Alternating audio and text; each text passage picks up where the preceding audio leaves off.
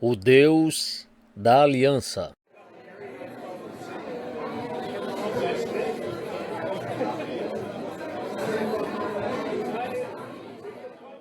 E disse o sumo sacerdote: Porventura é isto assim? E ele disse: Varões, irmãos e pais, ouvi. O Deus da glória apareceu a nosso pai Abraão, estando na Mesopotâmia, antes de habitar em Harã. E disse-lhe: Sai da tua terra, e de entre a tua parentela, e dirige-te à terra que eu te mostrar. Então saiu da terra dos caldeus, e habitou em Harã. E dali, depois que seu pai faleceu, Deus o trouxe para esta terra em que habitais agora. E não lhe deu nela herança, nem ainda o espaço de um pé, mas prometeu que lhe daria a posse dela, e depois dele a sua descendência, não tendo ele filho. E falou Deus assim, que a sua descendência seria peregrina em terra alheia, e a sujeitariam à escravidão, e a maltratariam por 400 anos, e eu julgaria a nação que os tiver escravizado, disse Deus. E depois disto sairão e me servirão neste lugar. E deu-lhe o pacto da circuncisão. E assim gerou a Isaque e o circuncidou ao 8º dia, Isaque a Jacó e Jacó aos 12 patriarcas. Atos 7, verso de 1 a 8. Obviamente, esse discurso de Estevão é fortemente básico e nós o estamos examinando a fim de que, por meio dele, descubramos qual é exatamente a mensagem cristã. Vemos o estado em que o mundo se encontra hoje, vemos que é um fracasso e que toda a capacidade humana dá em nada. Aqui está a nossa única esperança. Mas em que consiste esta esperança? Para mim, a suprema tragédia do mundo atual é que há uma grande confusão quanto ao que é esta mensagem e que as pessoas põem as suas ideias pessoais no lugar do Evangelho, que está claro e aberto para nós. Portanto, não podemos fazer nada melhor do que voltar a estes primeiros capítulos de Atos e descobrir como foi que a igreja começou e qual era a sua mensagem no princípio. E aqui está ela apresentada a nós de maneira perfeita. Pois bem, no sentido, o que Estevão estava perguntando foi o seguinte: por que vocês fazem objeção à pregação concernente a Jesus de Nazaré? Por que vocês acham que este ensino é uma inovação? Entenderam-no de maneira completamente errada. Ele não é um inovador, é um cumpridor. Acaso vocês não conseguem ver que ele não é nada menos que o cumprimento de todas as promessas do Velho Testamento? E foi isso que Estevão desenvolveu em seu discurso. Ele se pôs a demonstrar que Deus tinha um plano e propósito que ele veio revelando através de toda a história, muitas vezes de muitas maneiras, como o autor da Epístola aos Hebreus o expressa. Mas isso tudo tem seu foco central nesta pessoa bendita, Jesus de Nazaré, o Filho de Deus. O aspecto que eu quero salientar agora é que o propósito de Deus e de tal natureza, que não muda, é um propósito antigo e ele o põe em execução em seu tempo e à sua maneira. E a minha intenção imediata neste capítulo é mostrar que Deus se encontrou com este homem, Abraão, e lhe revelou seu plano e propósito. Abraão é uma pessoa vital em tudo o que diz respeito ao Evangelho e à salvação. O apóstolo Paulo, escrevendo aos Gálatas, declara que todos nós que somos cristãos, no sentido, somos filhos de Abraão. Ele é o pai de todos que creem. Como filhos da fé, somos filhos de Abraão. Gálatas 3, verso 7. Mesmo nós que somos gentios, se nos tornarmos cristãos, somos filhos de Abraão. Ele é o pivô, ele é primordial nesta questão. Os judeus estavam sempre se referindo a seu pai Abraão e o faziam corretamente. E há um sentido em que nós, como cristãos, devemos fazer sempre o mesmo. Mas é importante que entendamos em que sentido isso é verdade. E é isso que Estevão trata aqui. Ora, eu posso imaginar alguém dizendo: bem, realmente, o que é que tudo isso tem a ver conosco? Por que deveríamos interessar-nos por esta velha história? Estamos num mundo marcado por necessidade e problemas, num mundo de dor e tristeza. E se você tem algo para nos dar, que nos possa ajudar, por que não nos dar? Posso imaginar, diz o tal, que havia algum sentido em falar sobre Abraão aos membros do Sinédrio, porquanto eram judeus e autoridades religiosas. Porém, eu não sou. Não me interessa nem me preocupa o que aconteceu com Abraão. Tudo o que eu quero saber é se, em minha miséria, você pode me fazer feliz. Em meu fracasso, você me pode dar forças para que eu tenha sucesso? No mundo repleto de perplexidade, tem você algo para dar-me que me dê esperança? Tem você algo para dar-me que me faça andar pelo meu caminho sorrindo, feliz e alegre? Isso é tudo o que me interessa. Bem, o que é que temos para dizer a tal pessoa? Esta questão é de vital importância. Quanto a esta fé cristã, muitos erram, não nos detalhes, mas na abordagem geral. É aí que entra o problema, como estive mostrando a vocês. Portanto, a minha resposta a quem diz não quer ouvir falar sobre Abraão é esta.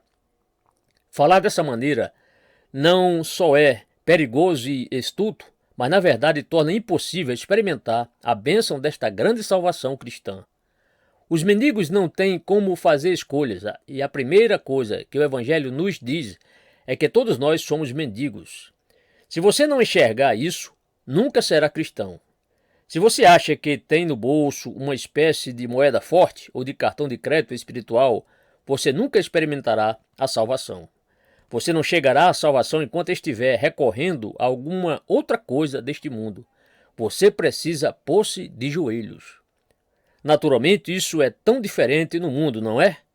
No mundo você anda segundo a sua mente e o seu entendimento, as suas perguntas. Você anda firmando os seus próprios pés. Todavia, se você vier ao Evangelho desse jeito, nunca saberá nada sobre ele. O Evangelho nunca fala a ninguém, homem ou mulher, enquanto este ou esta não se dá conta de que não tem nada e de que não é nada. Pois bem, eu posso ilustrar facilmente o que digo fazendo referência a muitas pessoas contemporâneas, personalidades, para usar o jargão corrente, que se interessam por estas questões, mas tropeçam. E a razão por que tropeçam é que elas veem a Jesus firmando-se sobre os seus próprios pés. Nunca o conhecerão dessa maneira.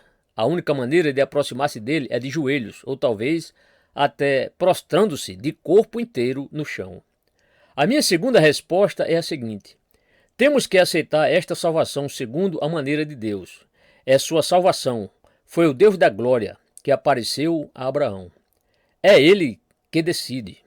O nosso Senhor o diz nestes termos: se não vos converterdes e não vos fizerdes como meninos, de modo algum entrareis no reino dos céus. Mateus 18, verso 3.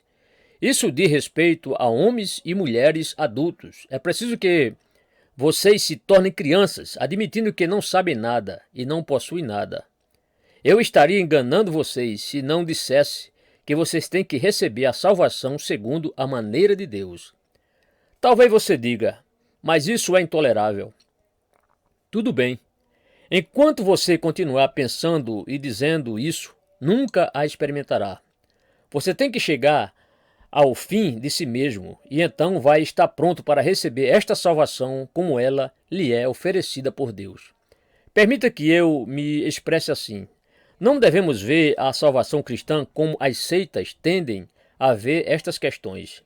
As seitas sempre oferecem tão somente o que necessitamos. Você quer livrar-se das suas preocupações? Tudo bem, podemos fazer isso. Temos uma fórmula. Quer livrar-se das suas dores e penas? Tudo bem, temos outra fórmula. As seitas começam por nós e por nossas necessidades. São simples agências para suprir as necessidades humanas. Mas o Evangelho não é isso. O problema é que nós não sabemos do que necessitamos realmente. Todos nós pensamos que a nossa necessidade é de felicidade, porém não é. Há coisas mais importantes que a felicidade, é a santidade, é o conhecimento de Deus, é vida partilhada com Deus. É disso que necessitamos. Não sabemos quais são as nossas necessidades, mas nos portamos como se soubéssemos. E vimos a salvação como vamos às seitas e aquilo que o mundo tem para oferecer. No entanto, não é bom. Não devemos fazer isso porque o objetivo e o propósito da salvação não são suprir as necessidades dos homens e das mulheres, e sim glorificar a Deus, vindicar sua glória, e os benefícios a nós são incidentais. Sei que esta ideia é odiosa para os homens e as mulheres modernos e que eles a acham ultrajante. E enquanto eles pensarem assim, serão uns fracassos miseráveis e morrerão nas trevas e no desespero, sem nenhuma esperança que alegre a tumba. Não. O propósito da salvação é a glória de Deus. O Deus da glória apareceu a Abraão. A outra razão pela qual devemos aceitar a salvação como crianças e pela qual ela nos é apresentada desta maneira, naturalmente, é para nos humilhar.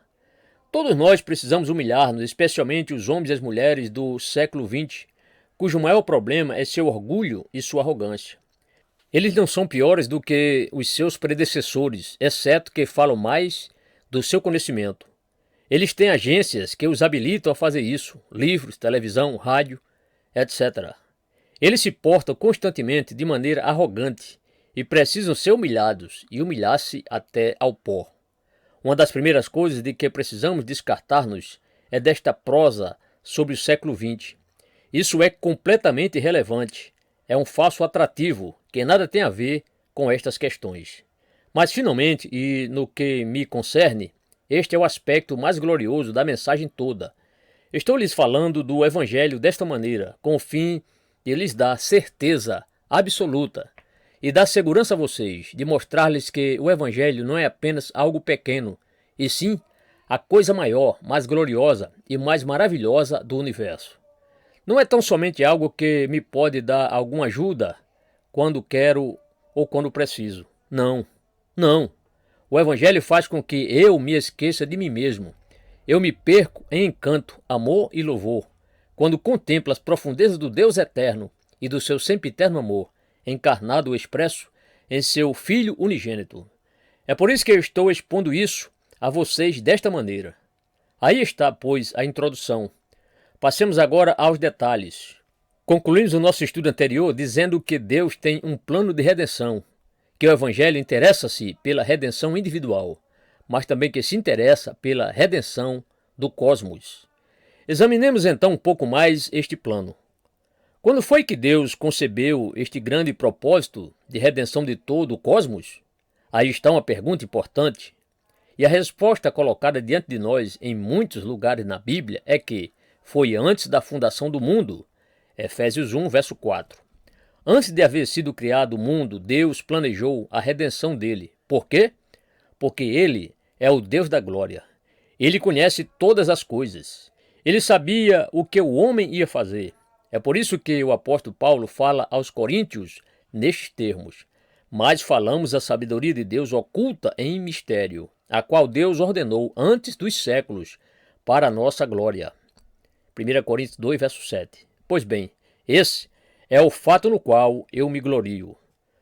Nós somos tão vidrados no fato de sermos homens do século XX, somos tão egocêntricos e tão importantes aos nossos próprios olhos, que pensamos que o mundo nunca foi como é agora e que os nossos problemas são inteiramente novos, e assim falamos sobre o nosso conhecimento científico e de todos os progressos que temos feito. Entretanto, aqui está a resposta a isso tudo. O mundo é velho. E é o mesmo velho mundo que era quando Abraão vivia na Mesopotâmia. E até mesmo antes disso. Os nossos problemas não são novos. Não há nada que nos confronte hoje que não tenha confrontado a raça humana desde que ela se rebelou contra Deus e trouxe miséria e caos sobre si mesma. Absolutamente nada de novo. A primeira necessidade desta geração é de quebrantar-se e humilhar-se até ao pó.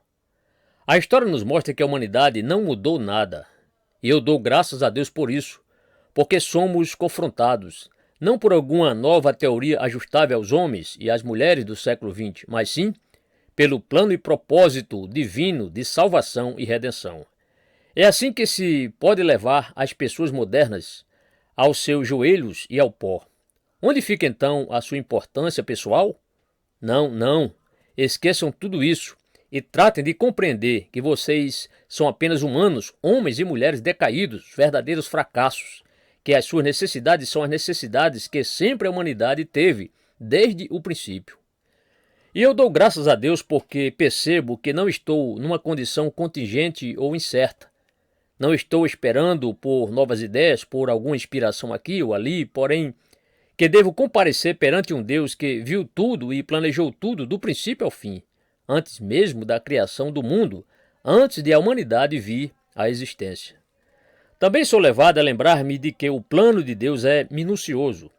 E se você não encontra conforto nestas verdades, a única conclusão a que posso chegar é que você não é cristão e que não conhece o Evangelho. É um plano bastante detalhado. Porventura você não nota isso nestes versículos do discurso de Estevão ao Sinédrio, e falou Deus assim, que a sua descendência seria peregrina em terra alheia, e a sujeitariam à escravidão, e a maltratariam por 400 anos?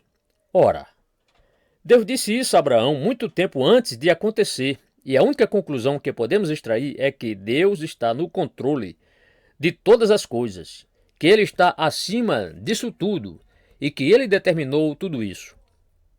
Ele sabe quando chamar Abraão da Mesopotâmia, Ele sabe quando o povo há de descer ao Egito, quanto tempo vai permanecer lá e quando voltará. Todas essas coisas Deus conhece. Acaso não os conforta, não os faz emocionar-se de alegria, saber que nada acontece à parte de Deus, que Ele conhece tudo e todos em detalhe? A Bíblia usa constantemente a frase, a plenitude dos tempos. Mas, vinda a plenitude dos tempos, Deus enviou seu Filho, nascido de mulher, nascido sob a lei. Gálatas 4, verso 4. Examine toda a profecia da Bíblia. Profecia só é possível se Deus conhece tudo e está por trás de tudo, se Ele tem um plano perfeito, com todo o roteiro mapeado e assinalado. Deus sabia desde o início quando certas coisas seriam feitas, e estas aconteceram com regularidade absoluta. Portanto, recuem e observe o cumprimento da profecia nos mínimos detalhes. Nada acontece acidentalmente. Deus está acima de todos e todas as coisas estão sob Ele. Dá-me grande consolação saber que Deus conhece o futuro do mundo. Estamos imersos nele, claro. Biografias são publicadas, lemos a história mais recente e um pouco mais remota. É tudo muito importante e emocionante. Mas em que isso nos ajuda? Que é que isso nos dá? Que contribuição isso dá ao nosso entendimento? E a resposta é nada.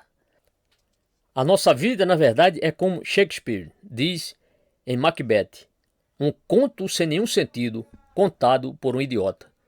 E todo o rebuliço e excitação e toda a sofisticação e toda a prosa esperta, para onde tudo isso nos leva? A zero.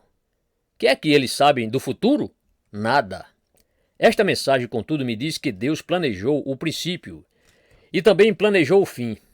Não posso dizer a vocês em detalhe qual será o futuro do mundo, porém, há algumas coisas que eu sei perfeitamente bem e que entendo com perfeita clareza. Posso dizer-lhes com absoluta confiança, sem nenhum medo de ser contraditado, que este mundo não vai ficar cada vez melhor, que ele nunca vai melhorar. Este mundo é mau, e toda conversa sobre evolução e melhoramento é apenas produto da imaginação. Não é verdade. Nunca foi e nunca será. O mundo é mau, e não há nenhuma esperança desse tipo. Mas, ao mesmo tempo, sei que haverá um fim para a história. Não sei quando tempo haverá, desde agora até o fim, porém tenho todas as razões possíveis para pensar que as coisas irão de mal a pior, que os homens maus e enganadores irão de mal para pior. 2 Timóteo 3, verso 13, que ouvireis de guerras e de rumores de guerras. Mateus 24, verso 6. Que haverá pestes, terremotos, desastres, fomes, todas as desgraças que estão acontecendo no mundo moderno. Todas essas coisas continuarão e aumentarão. Entretanto, sei também isto. Num dia determinado, Deus enviará seu Filho de volta a este mundo para pôr um fecho na história e julgar todos os seres humanos. Nesse dia, o mal e o pecado serão banidos, punidos e destruídos, e ele estabelecerá o reino de glória. Não sei quando. O nosso Senhor, quando esteve no mundo, disse que ninguém sabe o dia e a hora, nem os anjos do céu, nem ele próprio, exceto unicamente o Pai, o Deus da glória. O plano completo em detalhe está diante dele e está sendo efetuado. que animador consolo é isso num mundo como este. Este mundo não está em nossas mãos, está nas mãos de Deus, e nada pode frustrar os seus propósitos eternos. Essa foi uma coisa que eu descobri, mas deixem que eu me apresse a outra. Vocês notaram a palavra pacto? E deu-lhe o pacto da circuncisão. Versículo 8. Constante referência é feita à palavra concerto no capítulo 17 de Gênesis. E essa é mais uma palavra importante. Já encontramos no capítulo 3 deste mesmo livro de Atos, onde lemos que Pedro, pregando em Jerusalém, disse: Vós sois os filhos dos profetas e do concerto que Deus fez com nossos pais, dizendo a Abraão: Na tua descendência serão benditas todas as famílias da terra. Ressuscitando Deus a seu Filho Jesus, primeiro o enviou a vós, para que nisso vos abençoasse e vos desviasse a cada um das vossas maldades. Versículos 25 e 26. E aqui vemos Estevão fazer uso da mesma palavra, concerto. Vocês não poderão ler a Bíblia com entendimento sem saberem algo do sentido desta palavra verdadeiramente maravilhosa. Em essência, significa que este grande Deus da glória, o Deus que é existente por si mesmo, que não precisa de nós e que não precisa do mundo, que é suficiente em si e de si, em sua sabedoria e bondade, criou o mundo e criou o homem. O homem pecou contra ele, rebelou-se contra ele e deu-lhe as costas. Então, aqui está o sentido do concerto. Esse mesmo Deus de glória não somente visitou o homem e apareceu a ele, mas também lhe contou o que ia fazer com relação a ele e ao mundo, e com relação a todas as necessidades da raça humana e do universo. Ele foi mais longe. Ele se comprometeu a fazê-lo. Foi mais longe ainda, prometeu com juramento a Abraão, jurando por seu próprio nome, que faria o que tinha dito. Notem, porém, que a aliança não foi uma espécie de barganha feita entre Deus e o homem. Nunca é isso. Uma aliança parte inteiramente do lado de Deus. Não duas partes juntando-se como iguais, fazendo um acordo e apondo seus nomes a esse acordo. Não, não. Deus descendo e dizendo: aqui está o meu plano para você. Eu fiz, eu assinei, eu o selei e o dou a você. Aliança, sua promessa, seu propósito. Não uma barganha, mas um livre ato da graça eterna de Deus, dando-nos a sua segurança de que Ele vai redimir o universo. Vocês verão muitos exemplos disso no Velho Testamento. Deus fez uma aliança com Noé depois do dilúvio.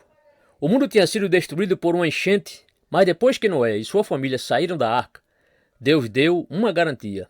Fez uma inundação e afirmou que nunca mais faria aquilo. Portanto, eu e vocês podemos estar certos de que este mundo nunca mais será destruído por uma enchente global. Eu sei disso porque Deus o declarou na forma de aliança e deu um sinal. Ele decidiu usar o arco-íris como o sinal da aliança, e este sinal permanece. Toda vez que você vir um arco-íris, lembre-se de que, seja o que for que aconteça com este mundo, ele não será destruído por um dilúvio. Sabemos que ele será destruído por uma espécie de conflagração. Os elementos ardendo se fundirão. 2 Pedro 3, verso 12. Depois Deus fez uma aliança com Abraão, dando-lhe um novo sinal, o sinal da circuncisão, um sinal muito significativo, que indica não somente separação, mas também pureza e santidade. Pois Deus é um Deus santo e não tornará feliz um povo pecador. Se você quer ser feliz, tem que se tornar santo. Circuncisão, uma eliminação. Estas coisas são fundamentais. Você dirá: mas nós vimos a igreja em busca de algum conforto. Meu caro amigo, você nunca encontrará conforto neste mundo enquanto não for uma pessoa santa relacionada com o Deus Santo. Existem outros exemplos e ilustrações de alianças que eu lhes poderia dar. Deus fez aquela aliança com Abraão e a repetiu com seu filho Isaque e com Jacó, filho de Isaque, e continuou a repeti-la. Repetiu-a a Moisés e ao rei Davi. Quando vocês leem o Velho Testamento, não há nada tão maravilhoso como terem visto esta grande palavra, aliança. Por vezes vocês se perdem nos detalhes e veem os filhos de Israel se extraviarem, mas Deus os traz de volta e a aliança é repetida. E vocês veem o plano de Deus seguir direto em frente, sua promessa de que este Messias deveria vir da tribo de Judá e da semente de Davi, e a revelação prossegue de detalhe em detalhe. Pois bem, a importância da aliança é tal que, quando o Senhor Jesus Cristo nasceu, o fato que foi imediatamente observado por aqueles que foram iluminados pelo Espírito Santo foi que o seu nascimento foi um cumprimento. Zacarias, pai de João Batista, recebeu um vislumbre disso, e foi assim que ele rompeu em cântico. Bendito o Senhor, Deus de Israel, porque visitou e remiu o seu povo, e nos levantou uma salvação poderosa da casa de Davi, seu servo, como falou pela boca dos seus santos profetas, desde o princípio do mundo, para nos livrar dos nossos inimigos e da mão de todos os que nos aborrecem, para manifestar misericórdia a nossos pais e lembrar-se do seu santo concerto. Lucas 1, versos 68 a 72. Zacarias viu isso de imediato, e este foi o tema de que Estevão tratou. Ele voltou-se para os membros do Sinédrio e disse: Que é com vocês? Não conhece suas Bíblias? Não conhece a sua própria história? Não tem conhecimento das alianças? Esse Jesus que vocês estão repudiando e rejeitando é o prometido, o centro da aliança que Deus fez com o nosso pai Abraão. Que ponto vital é este? Não há nada acidental, nada contingente, nada pensado de improviso à luz de alguma coisa que aconteceu. Não, não. Antes da fundação do mundo, Deus toma este homem, Abraão, e praticamente lhe diz: olhe aqui, eu quero que você penetre o segredo, quero dizer a você o que vou fazer, e você será uma parte vital disso. Vamos lá, pois saia. E foi esse o começo deste processo extraordinário. É isso que Estevão está dizendo, e vocês veem sua relevância para nós. Mas permitam que eu lhes mostre essa relevância ainda mais. Este propósito de Deus, esta aliança, baseia-se no poder de Deus. E aqui, de novo, há algo que é essencial e que é vitalmente importante. O plano de salvação que tenho o privilégio de pregar a vocês é miraculoso. Miraculoso do começo ao fim. Não natural, supernatural. Ora, o tipo de cristão que eu não consigo entender é o que teme o miraculoso e o sobrenatural. Alguém dirá: os cientistas não acreditarão nisso. Naturalmente que não. Eles nunca acreditaram nesse tipo de coisa. É por isso que o mundo está como está. Entretanto, se o evangelho não fosse miraculoso, não salvaria a nenhum de nós. Você não se lembra da história de Abraão e de sua esposa Sara? Abraão tem 99 anos de idade e Sara mais de 90. Quando Deus vem e lhe diz que vão ter um filho. Ouça a narrativa no capítulo 18 de Gênesis. Os visitantes celestiais vêm ter com Abraão e dizem: onde está Sara, tua mulher? E ele disse: ei-la aí na tenda. E disse: certamente, tornarei a ti por este tempo da vida, e eis que Sara, tua mulher, terá um filho. E ouviu Sara à porta da tenda que estava atrás dele. E eram Abraão e Sara já velhos e adiantados em idade. Já Sara havia cessado o costume das mulheres. Não peço desculpas por ler tais coisas. Estou dando os fatos da história. Sejamos realistas. Encaremo-los. Assim, pois, riu-se Sara consigo, dizendo: terei ainda deleite depois de haver envelhecido, sendo também o meu senhor já velho? E disse o Senhor a Abraão: por que se riu Sara, dizendo: na verdade, gerarei eu ainda, havendo já envelhecido? Haveria coisa alguma difícil ao Senhor? É isso. Ao tempo determinado tornarei a ti por este tempo da vida, e Sara terá um filho. Versículos 9 ao 14. O surgimento de Isaac era uma impossibilidade em termos da natureza. Para a ciência é uma impossibilidade absoluta. Para a sabedoria do mundo, evidentemente, é impensável, mas aconteceu. E ali, logo no princípio desta grande história da redenção, somos levados a lembrar-nos de que esta é uma mensagem miraculosa e uma redenção miraculosa. Retrocedam e leiam a história. No versículo 6 de Atos, capítulo 7, há uma referência aos filhos de Israel descendo ao Egito, e lá ficando por 400 anos, tornando-se escravos e sendo tratados com muita crueldade pelos egípcios. E tudo isso aconteceu. Eles estavam completamente desamparados e sem defesa. Não tinham armamentos, não tinham nada. Eles foram forçados a fabricar tijolos sem receberem palha suficientes. E havia os exatores, os mestres de obras e os açoites. Uma situação completamente desesperada. Que esperança eles tinham? Poderiam fugir algum dia? Poderia ser feita alguma coisa por eles? Do ponto de vista humano, absolutamente nada. No entanto, eles saíram. E saíram graças aos milagres de Deus. Depois, lá estavam eles, na vizinhança de Pi-Hairote e Baal-Zefon. Na frente deles estava o Mar Vermelho. Atrás, Faraó, seus exércitos e seus carros. Estavam cercados e encurralados. Era seu fim. Nada disso. As águas se dividiram, o Mar Vermelho abriu-se diante deles e eles o atravessaram a pé enxuto. Isso é história. Mas vocês dirão, esse tipo de coisa é impossível. Concordo, humanamente falando. O homem não pode fazer esse tipo de coisa, mas Deus o fez. Deus conduziu seu povo, não somente através do Mar Vermelho, mas o guiou através do deserto. Dividiu o Rio Jordão para ele. Leia a história do Velho Testamento, observe esta nação aparentemente sem esperança. Veja-na vencer grandes dinastias, grandes impérios. Examine esta pequena nação de um povo insignificante, elevando-se altaneira acima de todas as outras no tempo de um rei como Davi. Como explicar isso? Há só uma resposta. É o miraculoso, o sobrenatural poder de Deus. E se não fosse o poder de Deus, eu não teria nenhuma mensagem para oferecer a vocês.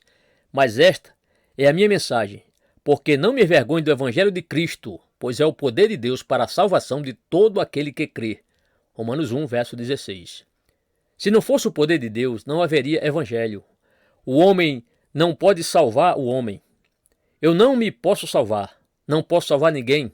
Nenhum homem me pode salvar. Os sociólogos, os políticos e os filósofos não se podem salvar. Não podem salvar-me, não podem salvar o mundo. Somente Deus pode salvar, e Deus o faz. Haveria alguma coisa difícil ao Senhor? Gênesis 18, verso 14. Foi isso que foi dito a Abraão e a Sara. Agora vocês veem por que Estevão retrocedeu a Abraão. Vocês veem porque ele estava tão interessado na história. Todos os princípios básicos da salvação cristã foram declarados a Abraão logo no início. Mas, naturalmente, porque é miraculoso e sobrenatural, segue-se que o Evangelho está inteiramente além do entendimento humano. Abraão não entendeu.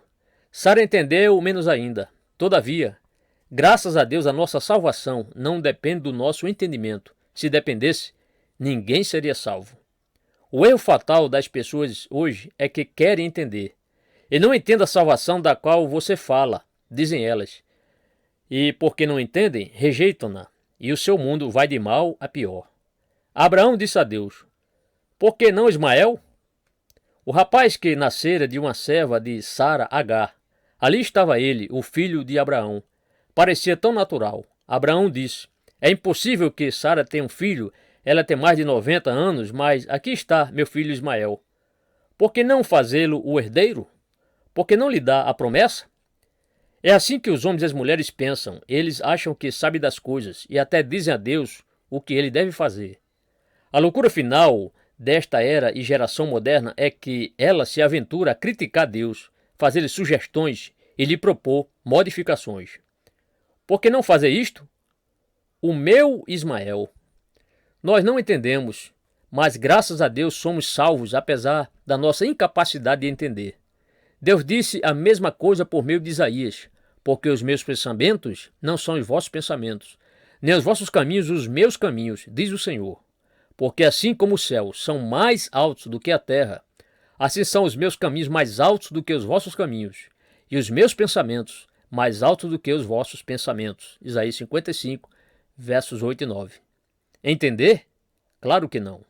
Paulo diz desta maneira aos Coríntios, todavia falamos sabedoria entre os perfeitos, não porém a sabedoria deste mundo, nem dos príncipes deste mundo que se aniquilam, mas falamos a sabedoria de Deus oculta em mistério, a qual Deus ordenou antes dos séculos para a nossa glória. 1 Coríntios 2, versos 6 e 7. O mistério da redenção, o mistério da salvação, graças a Deus que é um mistério. O que é que vocês estão tentando entender? Estão tentando entender o Deus da glória. Estão tentando entender o mistério do Deus triuno, três pessoas e, contudo, unicamente um Deus. Estão tentando entender o infinito, o absoluto, o eterno. Estão tentando entender o mistério desta bendita pessoa de Cristo, que é plenamente Deus e plenamente homem, ao mesmo tempo, duas naturezas não misturadas. Isso é mistério. Assim como o plano de salvação estava além de Abraão e de Sara, tudo aquilo em que este plano consiste está inteiramente além do entendimento humano. Mas eu torno a dizer que a primeira coisa que devemos fazer é compreender que não devemos nem sequer tentar entender. O plano é de Deus e é a expressão da mente do Deus eterno e sempiterno. No coração do Evangelho de salvação está o mistério do novo nascimento.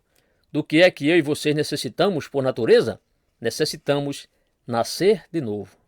Mas vocês dirão, não se pode nascer de novo. Como um homem é, assim será. Você nasceu com uma certa natureza e sempre a terá. Você tem certos defeitos radicais dos quais nunca se livrará. Você não pode começar de novo. Pode o etíope mudar a sua pele ou o leopardo as suas manchas? Jeremias 3, verso 23. Aqui, porém, está um evangelho que diz, necessário vos é nascer de novo. João 3, verso 7. Você pode nascer de novo. Você pode dar uma nova partida, ter um novo começo. Você pode ter uma nova natureza. Você pode ser uma nova pessoa. Isso é um milagre. É uma nova criação. Os homens e as mulheres não entendem isso. É evidente que não. Abraão e Sara ter um filho em sua idade? Impossível. Não para Deus, porém, haverá coisa alguma difícil ao Senhor? Oh, aqui está a glória da pregação deste evangelho. Talvez eu esteja falando agora a alguém que tem levado uma tal vida de pecado, que não só perdeu sua força de vontade, como também o seu respeito próprio. Se você é tal pessoa, talvez esteja cansado e exausto de tanto tomar resoluções. Sua família tem pelejado com você. Você assinou termos de resolução. Você experimentou tudo. Todavia não consegue mudar. Sente-se sem esperança, sente-se vil, mergulhado na iniquidade. Mas eu prego a você tão confiantemente como a pessoa mais respeitável. Por quê? Oh, porque estou pregando o poder de um Deus que criou o mundo do nada, de um Deus que pode tomar a natureza mais miserável e mais envilecida e renová-la e amoldá-la segundo a imagem do seu amado Filho. Oh, deixe de ser insensato, deixe de tentar entender o mistério de Deus. Charles Wesley viu isto tudo, ouçam-no. É mistério total, o poder imortal. Quem pode penetrar seu estranho desígnio? Em vão o primeiro ser angélico tenta. Sonda as profundezas do imenso amor divino. Misericórdia plena é, que a terra o adore, que as angélicas mentes não inquiriram mais. Não somente os seres humanos não podem entender isso, também os anjos dos céus não podem entender. Somente Deus o entende. Deus o Pai, Deus o Filho, Deus o Espírito Santo. No entanto, ele revela seu plano, faz sua aliança com Abraão. Abraão tropeça, Sara tropeça. Não podemos. É impossível. Não entendemos. Não importa, aqui está. Aconteceu, acontecerá. Na plenitude dos tempos, Cristo veio e o fim acontecerá. E isso me leva ao meu último ponto. Deus criou o mundo inteiro. O mundo era seu, como também todos os seus moradores, mas todos eles pecaram e se extraviaram, caíram no paganismo e em coisas ainda piores. E qual é o plano divino de redenção? Aqui está. Haverá novos céus e nova terra em que habita a justiça. 2 Pedro 3, verso 13. E deverão encher-se de gente. De onde virá todo este povo? Pois bem, aqui está o segredo da aliança que Deus revelou a Abraão. Aqui está o segredo do grande plano e propósito divino de redenção. De toda a massa da humanidade submersa no mal e pecadora, ele iria formar um novo povo, um povo exclusivo para si. Praticamente ele disse, vou formar um novo povo, um povo milagroso, e ele começará pelo milagre do nascimento do seu filho, a quem você chamará Isaque. E dele outros virão. E então Isaque gerou a Jacó, e Jacó aos 12 patriarcas. E assim por diante, uma nação, um povo. Aí está a grande história do Velho Testamento. Abraão foi o iniciador, o pai escolhido por Deus para esta nova nação. Que será que Deus vai fazer por intermédio deste povo? Bem, é o que ele fez no Velho Testamento. Ele contou a Abraão o seu segredo, e Abraão o passou a Isaque, e Isaque o passou a Jacó. Eles eram criaturas frágeis como nós, cheias de pecado, porém tinham o segredo e viveram à luz deste grande segredo, da promessa de Deus, da aliança de Deus, do grande propósito de Deus. Deus queria ensinar o mundo inteiro por meio desta nação e o fez. Deu leis a seu povo, revelando-se e revelando sua natureza santa e seu propósito supremo. Deu-lhe mestres que proclamassem que ele é um Deus santo. Ele disse: santo sereis, porque eu, o Senhor, vosso Deus, sou santo. Levítico 19, verso 2. As pessoas tinham que ser semelhantes a seu Deus. Esta nação era diferente de todas as demais nações do mundo, as quais nunca tiveram a lei que fora dada por meio de Moisés, e nunca tiveram uma grande linha de mestres proféticos.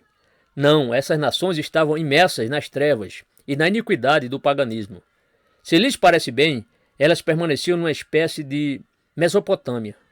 Até os gregos, os inteligentes gregos e os romanos adoravam diferentes deuses, tinham seus panteões, mas esta pequena nação tinha um segredo místico. Deus a deixara entrar neste segredo, e ele iria ensinar e abençoar o mundo inteiro por meio dela. Deus instruiu o mundo não somente pelo ensino que deu à nação de Israel, e sim também por meio do que ele fez a ela e por ela. Eu já lhes fiz lembrar do que aconteceu no Mar Vermelho. Só havia uma explicação: o poder do Deus deste povo. Foi a mesma coisa na travessia do Jordão e em muitas outras ocasiões. Quando os filhos de Israel batiam seus poderosos inimigos, todos que eram contra eles chegavam a esta conclusão: é o Deus deles.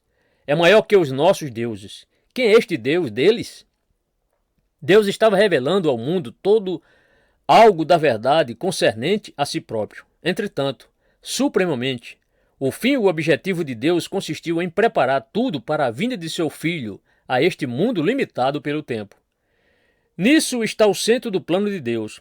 Ele tinha que enviar seu único Filho ao mundo, porque este era o único meio pelo qual o mundo poderia ser salvo. O Verbo precisava se fazer carne. Não adiantava criar outro Adão, ele falharia como o primeiro. Deus, o Filho, tinha que descer à terra e assumir a natureza humana. Como fazê-lo? Ouçam Paulo dizê-lo aos Romanos. Paulo, servo de Jesus Cristo, chamado para apóstolo, separado para o Evangelho de Deus, o qual antes havia prometido pelos seus profetas, nas Santas Escrituras, acerca de seu filho que nasceu da descendência de Davi, segundo a carne, declarado Filho de Deus em poder, segundo o Espírito de santificação, pela ressurreição dos mortos, Jesus Cristo, nosso Senhor. Romanos 1, versos 1 a 4. Ouçam depois Paulo ministrar o mesmo ensino no capítulo 9 da Epístola aos Romanos. Isso era vitalmente importante para Paulo. No versículo 2, ele que tinha grande tristeza e contínua dor em seu coração por seus patrícios, os judeus, e diz: porque eu mesmo poderia desejar ser separado de Cristo por amor de meus irmãos, que são meus parentes segundo a carne, que são israelitas, dos quais é a adoção de filhos e a glória e os concertos. A aliança feita com Noé, a aliança feita com Abraão, a aliança feita com Isaac, com Jacó, com Moisés e com Davi. E a lei, e o culto e as promessas, dos quais são os pais, e dos quais é Cristo segundo a carne, o qual é sobre todos, Deus bendito eternamente. Romanos 9, versos 3 a 5.